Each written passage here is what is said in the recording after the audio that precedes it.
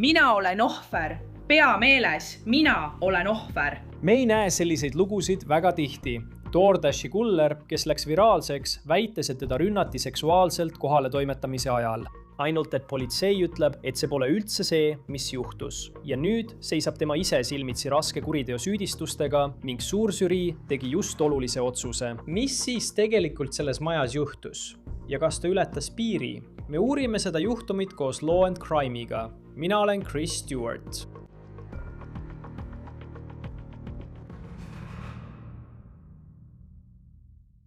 Hei sõbrad, kiirelt tahan teile rääkida ühest rakendusest nimega Upside, mis annab teile raha tagasi igapäevaste ostude nagu kütus, toidukaubad ja kaasavõetav toit pealt. Teeni, laadi Upside tasuta alla, vali pakkumine nende enam kui 100 000 asukohast, maksa nagu tavaliselt oma kaardiga, kinnita ost ja saad raha tagasi. Mina kasutan seda kütuse ja kaasavõetava toidu puhul. Otsin alati esmalt pakkumisi Upside'ist. Siis pärast ostu ilmub raha minu rakendusse ja ma kannan selle otse oma pangakontole. Upside'is sagedased kasutajad teenivad aastas keskmiselt $254 tagasi. Nii et raha tagasi saamiseks klõpsa kirjelduses oleval lingil või skaneeri QR-koodi ja kasuta sooduskoodi OTC, et saada oma esimese paagitäie kütuse iga galloni eest lisaks 25 senti boonust. See lugu algab nii nagu paljud teisedki, ühel tavalisel õhtul. Higi tellib DoorDashi kaudu toitu koju ja kohale ilmub kuller, et tellimus kohale toimetada. Ja politsei sõnul muutuvad asjad just siis väga eriliseks, kui nad kohale jõuavad. Ütleme nii,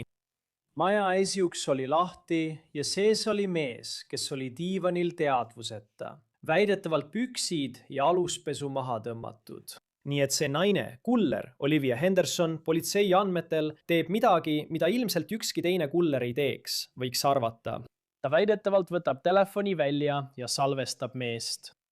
Ja siis läheb ta veelgi kaugemale ning paneb selle video TikTok'i. Ja lugu, mida ta räägib, on väga tõsine lugu. 3 päeva tagasi, 12. oktoobril 2025, olin DoorDashi kliendi poolt seksuaalrünnaku ohver, kui tegin oma tööd DoorDashi juhina. Sadu tuhandeid inimesi vaatas seda TikTok'i, kuid Oswego politseiosakonna sõnul ei juhtunud asi nii. Politsei ütleb, et mees ei olnud seksuaalkiskja.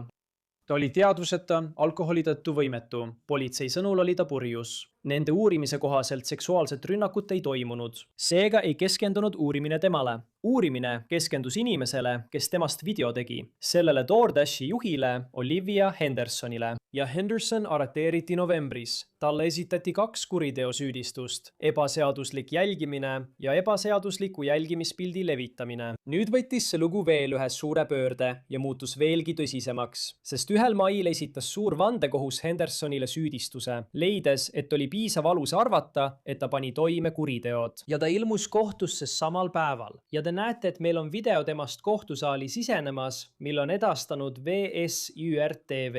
Nüüd ei ole ta end neis 2 kuriteos süüdi tunnistanud, kuid tundub, et see juhtum ei kao niipea kuhugi. Sest kui ta süüdi mõistetakse, võib teda oodata kuni 8 aastat vangistust selle eest, mida ta väidetavalt tegi. Nii et suur küsimus, mis selle kõige keskmes on üsna ilmne. Mis tegelikult tol ööl juhtus? Kas ta oli ohver, kes võitles vastu või ületas ta tõsise seadusliku piiri, salvestades väidetavalt teadvusetut meest ja postitades temast video internetti, kui mees lamas oma enda kodus. Oswego politseiosakonna andmetel juhtus see 12. oktoobril 2025, nii et see on kestnud juba mõnda aega. Ja Olivia Henderson töötas DoorDashi kullerina Oswegos, New Yorgis, mis asub Syracuse'ist põhja pool. See on otse Ontario järve ääres. Ja politsei sõnul oli ta selle meeskliendi koju jõudes, tsitaat, abitus seisundis ja teadvuseta oma diivanil alkoholi tarbimise tõttu. Ja ma mainisin, et ta postitas temast video TikTok'i, mis väidetavalt läks viraalseks. Ja ta jätkas postitamist, kus juures ühel tema videol oli väidetavalt, kujutage ette, 30 miljonit vaatamist. Oma algses videos, mille TikTok tema sõnul korduvalt eemaldas, väitis ta, et klient paljastas end talle tahtlikult. Ja ta ütles, et oli seksuaalse rünnaku ohver. Ma mõtlen, need on väga tõsised süüdistused ja need on väga murettekitavad süüdistused, mida politseiosakond peaks täielikult uurima. Nüüd väitis Henderson väidetavalt, et ta teatas kõigest DoorDashile ja klient blokeeriti. Seejärel tema TikToki videote kohaselt deaktiveeris DoorDash tema konto. 3 päeva tagasi, 12. oktoobril 2025, olin DoorDashi kliendi poolt seksuaalrünnaku ohver, kui tegin oma tööd DoorDashi kullerina. Vabandust, kui olete seda juba näinud, see on 3. kord, kui ma seda postitan, sest TikTok vaigistab mind pidevalt, eemaldab mu videod ja annab mulle hoiatusi. Ma teatasin sellest DoorDashile ja DoorDash tõesti blokeeris selle kliendi. Ja siis 2 päeva hiljem kehtestas DoorDash mulle samuti keelu, mis ei tundu olevat juhuslik. Ma esitasin kaebuse ja nad pidid sellele vastama 7–10 tööpäeva jooksul. Ja juba 12 tunni jooksul pärast seda lükati mu kaebus tagasi. Nii et ma ei saa kunagi enam oma DoorDashi kontot tagasi. Ja ta ütles, et tema ainus õiglus oli veebis paljastada mees, kes teda väidetavalt ründas. Ei, ma jätkan oma loo rääkimist. See ongi ainus õigus, mida ma saan. Selle mehe paljastamine ja selle video postitamine, mis on nüüdseks viraalseks läinud. Nüüd peab tema elama häbi ja piinlikkusega, kui inimesed on seda näinud ja teavad, kes ta on või kus ta on. Saad aru, mida ma mõtlen? Mind karistatakse, mitte teda. Politsei ei tee talle midagi. Ta ei kaotanud oma töökohta, kui tal see üldse on. Mis temaga toimub? Miks mind vallandatakse? Miks minu videod eemaldatakse ja miks ma saan hoiatuseid? Ma olen kohe oma kontost ilma jäämas. Mind rünnati. Mina olen ohver. Ma kaotasin oma töö. Mina olen ohver. Ja Hendersonil oli õigus. Politsei ei aidanud teda. Tegelikult keskendusid nad temale. 16. oktoobril 2025 postitas DoorDash oma avalduse TikToki. Seal öeldi, tsiteerin, oleme viimastel päevadel näinud mõningaid raskeid ja tundlikke postitusi ning tahame olukorda selgitada. Keegi ei peaks kunagi kogema seksuaalset rünnakut, ahistamist ega väärkohtlemist. Ja DoorDash ei deaktiveeri kunagi kedagi selle eest, et ta sellest teatab. Punkt. Võtame neid teateid äärmiselt tõsiselt ning teeme tihedat koostööd õiguskaitseorganitega, et uurida juhtumeid ja toetada kannatanuid. Selles olukorras andis Dasher meile teada kogemusest, mis pani teda end ebaturvaliselt tundma.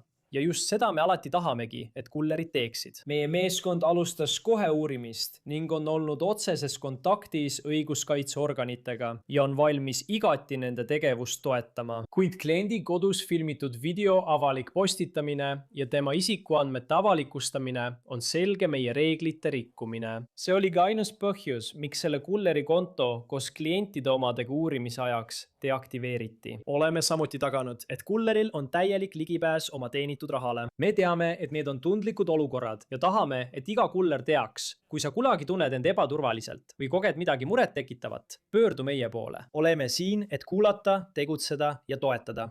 Nüüd, videos kujutatud mees tegi uurijatega koostööd ja andis ütluse. Politsei tuvastas, et ta oli sel hetkel teadvuseta ega olnud võimeline ühekski tahtlikuks teoks. Valduses jätkatakse, tsiteerin. Video koos sellele järgnenud uurimisega näitab, et mees oli alkoholi tarvitamise tõttu oma diivanil tegutsemisvõimetu ja teadvuseta. Videos salvestati mehe elukoha väljast. DoorDashi kuller postitas video hiljem sotsiaalmeediasse, kus see pälvis palju tähelepanu. Lisaks avastati, et DoorDashi kuller oli väitnud, et teda seksuaalselt rünnati selle juhtumi käigus. Oswego politseiosakonna uurimine tuvastas, et seksuaalset rünnakut ei toimunud. Videos kujutatud mees tegi politseiga koostööd ja andis ütluse. Tsitaadi lõpp. Ja see on terav vastus väga häirivatele süüdistustele, mille esitas väidetavalt Olivia Henderson. Siis liigume kuu aega edasi, 10. novembril 2025. Nädalad pärast seda, kui tema videod viraalseks muutusid, arreteeriti Henderson. Talle esitati süüdistus 2 E-klassi raskes kuriteos, 2. astme ebaseaduslikus jälgimises ja 1. astme ebaseadusliku jälgimispildi levitamises. Ja siis loomulikult ta anti kohtu alla. Ta ei tunnistanud end süüdi ja see ongi praegune seis. Henderson peab uuesti kohtusse ilmuma 5. juunil 2026. Meiega liitub taas, et rääkida sellest tõeliselt kummalisest juhtumist Paul Townsend, kriminaalkaitseadvokaat. Tore sind siin Law and Crime'is näha. Nii et talle on nüüd selles asjas kohtu alla antud. Kuidas sa hindad praegust olukorda? Jah, Olivia Hendersonile on kohtu alla antud New Yorgi osariigi põhjaosas. Talle on esitatud 2 süüdistust, ebaseaduslikus jälgimises 2. astmes ning ebaseaduslike jälgimispiltide levitamises 1. astmes. Meil mõlemad on kuriteod, need on suhteliselt madala raskusastmega, ta vabastati ilma kautsjonita oma allkirja vastu. Aga selle juhtumi areng on omamoodi huvitav, sest nagu me teame, töötas ta DoorDashi kullerina, ta saab tellimuse. Tellimus ütleb, palun jätke see välisukse juurde. Ta läheb ülesse ja näeb, et esiuks on põhimõtteliselt lahti, ees on klaasuks ja ta näeb, et niinimetatud ohver on diivanil, joobes ja poolalasti. Ja selle asemel, et lihtsalt DoorDashi tellimus sinna jätta ja lahkuda ning mõelda endamisi, vau, see oli tõesti ebameeldiv ja ebamugav. Tead, ta salvestab teda. Ja ma arvan, et see, mis talle tegelikult probleeme tekitab, ei ole mitte see, et ta teda salvestas, kuigi tehniliselt oleks see teise astme ebaseaduslik jälgimine. Mida ta teeb, on see, et ta laeb selle TikToki ülesse ja see saab tead küll 30 miljonit vaatamist. See läheb sotsiaalmeedias viraalseks ja sel hetkel hakkabki lumepall mäest alla veerema. Ja just seal kaotabki ta selle üle kontrolli. Alguses üritab ta end ohvrina näidata, teatades politseile, et mees olevat teda kuidagi seksuaalselt ahistanud, olles ise diivanil teadvusetult lamanud. Aga lõpuks, nagu näeme, on tema see, kes arreteeritakse. Tema on see, kellele esitatakse süüdistus. Ja nüüd ma arvan, et suuresti tänu tema enda otsustele seisab ta silmitsi tõsiste juriidiliste probleemidega. Kindlasti on. Ja ma mõtlen näiteks vaatamiste arvu peale. Sellel oli 30 miljonit vaatamist enne, kui see eemaldati. Ja see on hullumeelne, kui suure leviku see sotsiaalmeedias saavutas. Seaduse silmis ja selles, milles teda süüdistatakse ning millistes kuritegudes ta võiks süüdi jääda, kui asi läheks kohtusse. Kas see, et see nii viraalseks läks, mõjutab seda, kas ta võiks olla süüdi? Süüdi kumbki nendest süüdistustest? See on väga hea küsimus, sest vastus on tegelikult nii jah kui ei. Tehniliselt seaduse järgi emotsioonitu ja ratsionaalse New Yorki osariigi karistusseaduse seisukohalt on vastus ei. Pole vahet, kas see on üks vaatamine, miljon vaatamist, 30 miljonit või 100 miljonit. Tema teo toimepanek ongi see, mis kuriteo moodustab. Aga me teame, et inimesed ei ole alati 100% ratsionaalsed olendid, me oleme emotsionaalsed olendid. Ja seetõttu on võimatu täielikult lahutada. Tema tegusid sellest, et 30 miljonit inimest nägid seda meest ning avalik häbi, piikamine ja alandus, mida ta tundis. Teate küll, mida võimendas lihtsalt see tohutu vaatamiste arv, mis see TikTokis sai. Nii et tehniliselt vaatamiste arv ei muuda midagi. Aga kui sa oled vandekohtunik, kes istub ja kuulab seda juhtumit ja sa kuuled, et seda ei jagatud ainult tema sõprade vahel ning 5 inimest ei naernud selle vaese mehe üle, vaid hoopis 30 miljonit inimest nägi seda. See tekitab mõistlikus inimeses või mõistlikus vandekohtunikus reaktsiooni, mis muudab palju tõenäolisemaks, et ta mõistetakse süüd. Ja selle juhtumi saanud üleriigiline meediakajastus muudab samuti palju tõenäolisemaks, et ta kannatab selle tõttu tagajärgede all. Ma mõtlen, sa lihtsalt mõtled sellele mehele ja see on nagu, tead, ta lihtsalt ärkab üles, olen kindel. Ja see on nagu, sa arvasid, et tellid lihtsalt DoorDashi. Kindlasti juhtus midagi, mille üle sa võib-olla uhke ei ole. Aga siis saad teada, et seda nägi 30 miljonit inimest ja siis algas politsei uurimine. Ja siis tead, me ei tea tema nime. Tema isikut pole avalikustatud. Aga tead, ma ei näinud seda videot. Aga kui keegi ikkagi nägi ja tunneta ära, siis sa lihtsalt mõtled selle asja tagajärgedele. Ja ma olen kindel, et sellel lool on ka tsiviilpool. Tead, osa sellest loost pani mind meenutama ajakirjanduskooli, kui õpid näiteks kuriteopaiga pildistamise kohta või midagi sellist, mis puudutab sinu õigust privaatsusele. Kui sa midagi näed, tead, kui sa lähed kuriteopaigale, siis politseilint. Seda meil õpetati ja kõike seda. Seaduse silmis ja antud juhul, kui ta on oma majas sees, siis milline on tema õigus privaatsusele sellises olukorras, kus teda salvestatakse? Seega oma majas on tal seaduse järgi mõistlik ootus privaatsusele. Tavaliselt kehtib see enamasti õiguskaitseorganite tegevusele. Teate ju, õiguskaitseorganid ei tohi tema maja läbi otsida ilma kohtumääruseta. Nad ei tohi tema majja siseneda ilma loata või kohtumääruseta. Kuid karistusseadustikus on teatud osad, mis kaitsevad inimeste privaatsust üldiselt, olenemata sellest, kas nad on oma kodus või mõnes muus kohas, kus neil on mõistlik ootus privaatsuse. Ja teise astme ebaseaduslik jälgimine, milles proua Hendersonist on süüdistatud. Tõepoolest takistab kellelgi oma lõbuks, meelelahutuseks või lihtsalt kellegi alandamise eesmärgil seda teha. Salvestamast neid kas riietuseta olekus või mingil seksualiseerival viisil. Nii et asjaolu, et see on majas, minu arvates lihtsalt kinnitab, kes selles olukorras tegelikult eksib. aga see on tõesti, tead, kahju sellest mehest, kes nüüd peab kõige sellega toime tulema, kes peab andma tunnistusi suuržürii ees, kes, kui ta otsustab kasutada oma õigust kohtuprotsessile, peab avalikul kohtuprotsessi tunnistusi andma ja sellest rääkima. Ja siis saab tema isik kogu maailmale teatavaks, sest juhtum saab rohkem meediakajastust. Nii et see on tõesti kahju, kuidas see on selle vaese mehe elu pea peale pööranud. Ja tema privaatsust on tõesti rikutud, tead, ainult sellepärast, et ta oli oma enda diivanil purjus. Ja ta jättis spetsiaalsed juhised, et mitte uksekella helistada, mitte sisse tulla, vaid lihtsalt jätta pakk ukse ette.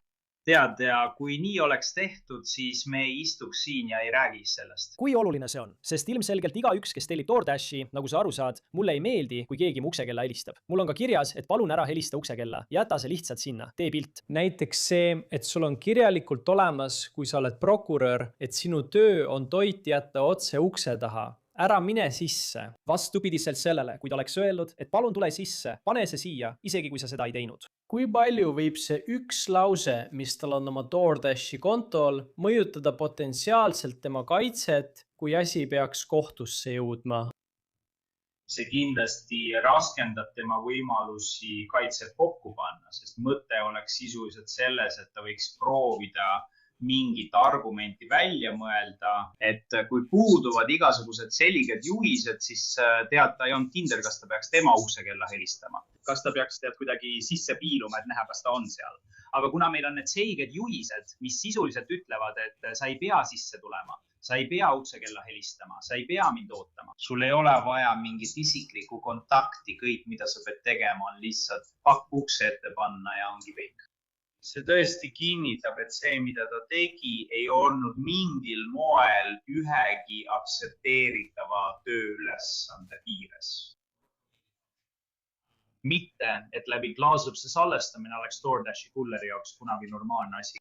Aga võib ette kujutada olukorda, kus kui juhiseid pole, keegi tuleb ja uks on lahti, siis DoorDashi kuller võib koputada uksele, helistada uksekella, vaadata sisse, et näha, kas inimene on kohal, et saaks talle isiklikult üle anda. Aga antud juhul tegi ta selgeks, et sa ei pea midagi sellist tegema, lihtsalt pane see maha ja mine ära. Ja kui vaadata politsei avaldust, mille nad tema arreteerimise ajal välja andsid, siis seal oli kirjas, et DoorDashi kuller väitis, et teda rünnati selle juhtumi käigus seksuaalselt. Oswego politseiosakonna uurimine tuvastas, et seksuaalset rünnakut ei toimunud. Kui ta esitas need süüdistused, ja ma tean, et ta esitas need ka avalikult, siis vähemalt esitas ta ka politseile avalduse. Kas see paneb talle mingid piirangud peale? Kui sa oled kaitseadvokaat ja tahad selle asja kohtusse viia, siis kas sa peadki lähtuma sellest versioonist, mille ta tol ajal esitas ja võtma selle oma võimaliku kaitse alusena? Ma ei tea, kas see tingimata seab sulle piiranguid. Kindlasti saab olema keeruline seda, kui tõsiselt võetavat kaitset esitada, arvestades politseiosakonna reaktsioon. Kui ta tahaks selle väitega välja tulla, peaks ta sisuliselt ise tunnistusi andma ja ütlema, tead küll, ma tundsin, et mind ahistati seksuaalselt tema käitumise tõttu, kui ma sinna üles läksin. Mida on raske väita, kui ta ise on oma kodus diivanil magama jäänud ega oma temaga mingit isiklikku kontakti? Väit seksuaalset ahistamist lihtsalt selle põhjal, et keegi magab diivanil, on minu arvates isegi heal päeval väga raske. Aga ma ei usu, et see on midagi, mida temalt tingimata nõutakse, ma arvan. Et ta teeb seda vaid juhul, kui ta tõesti tahab selle kohtusse viia, aga ma tõesti ei usu, et see juhtum jõuab kohtuprotsessini. Ma arvan, et lõpuks asi võib-olla taandutakse millekski mitte kuritegelikuks ja lahendatakse kas kriminaalhoolduse või ühiskondliku tööga midagi sellist. Ja ma arvan, et kaitse peaks väitma, et seda ei tehtud meelelahutuseks ega kasu saamiseks, aga see on raske põhjendada, sest ta pani selle TikToki ülesse. Ja seda on väga raske põhjendada. Ja sinu mõtet järgides, kui asi ei jõua kohtusse, siis ma mõtlen ka tsiviilpoolele, et see võib talle probleeme tekitada, arvestades, kui paljud inimesed seda videot nägid. Kuidas see osa sellega seotud on? Et siin on siis selle kriminaalne pool. Võib-olla ta sõlmib kokkuleppe ja asi lõpeb millegi mitte kriminaalsega. Aga kui sa oled see ohver, siis 30 miljonit inimest nägid seda videot.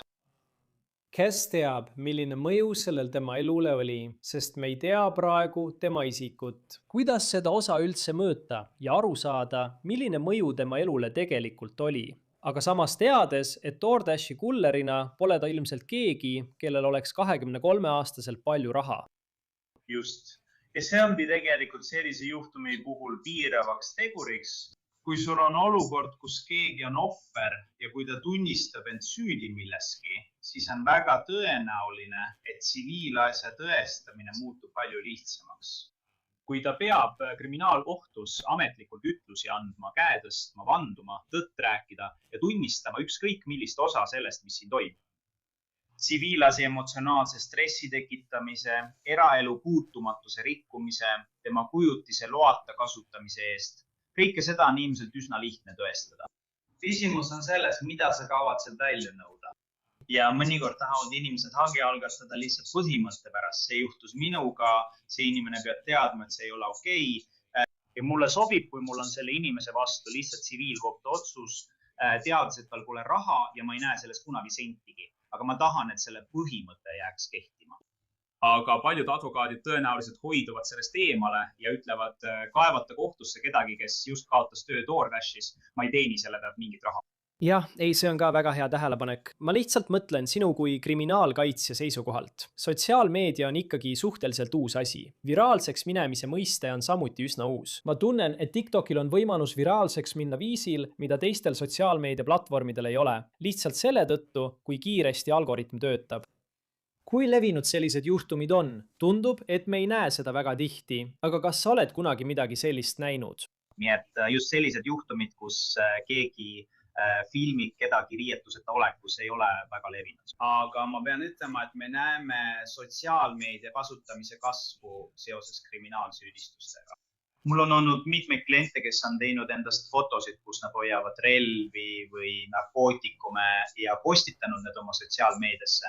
Ja see võimandab õiguskaitseorganitel saada selle inimese kodu läbiotsimismääruse, kui foto on selgelt tehtud tema kodus. Ja neid võib arreteerida, sest piisav alus võib olla olemas fotode või videote põhjal, mille nad ise sotsiaalmeediasse üles laadivad, kus inimesed teevad tegusid, mis on karistusseadustiku järgi keelatud ja mida saab kasutada kellegi vastu tõendina. Seega ma ütlen kõigile oma klientidele, et te peate olema väga ettevaatlikud selle kohta, mida te sotsiaalmeediasse panete, sest kõik, mida te avalikult jagate, võib olla kasutatav, kui see kujutab endast kuriteotõendit. Ja te peate olema väga teadlikud, et kui miski on kord internetti pandud, siis see jääbki sinna igaveseks. Seega kõik avaldused, mida te teete, kõik videod või fotod, mida te avaldate, te peate olema kindlad, et te ei pea 6 kuu, 2 aasta või 5 aasta pärast istuma ja nägema end kriminaalmenetluse kestmes. Sest te otsustasite, et miski oleks naljakas või lahe ja arvasite, et see jääb ainult teie sõpradele. Aga see jõuab ikkagi avalikkuse ette. Ja täiesti teises olukorras lihtsalt kõrvalmärkus. Näiteks ChatGPT puhul olen ma viimasel ajal näinud palju juhtumeid, kus inimesed küsivad sõna otseses mõttes kõige hullemaid küsimusi, mida üks kriminaalkaitsja kindlasti ei tahaks oma kliendi suust kuulda. See pole see, millega me praegu tegeleme. See juhtum on kindlasti omaette klassist, vähemalt praegu. Paul Townsend, kriminaalkaitsja. Alati on hea sind siin Law and Crime'is näha. Aitäh, et sellest juhtumist meiega rääkisid. Suur tänu, et mind kutsusite, ma hindan seda väga. Sellega ongi Law and Crime'i saade On the Case läbi. Tellige meid YouTube'is ja Spotify's ning meie osi saab vaadata ka Peacockis. Mina olen Chris Stewart. Kohtumiseni järgmine kord.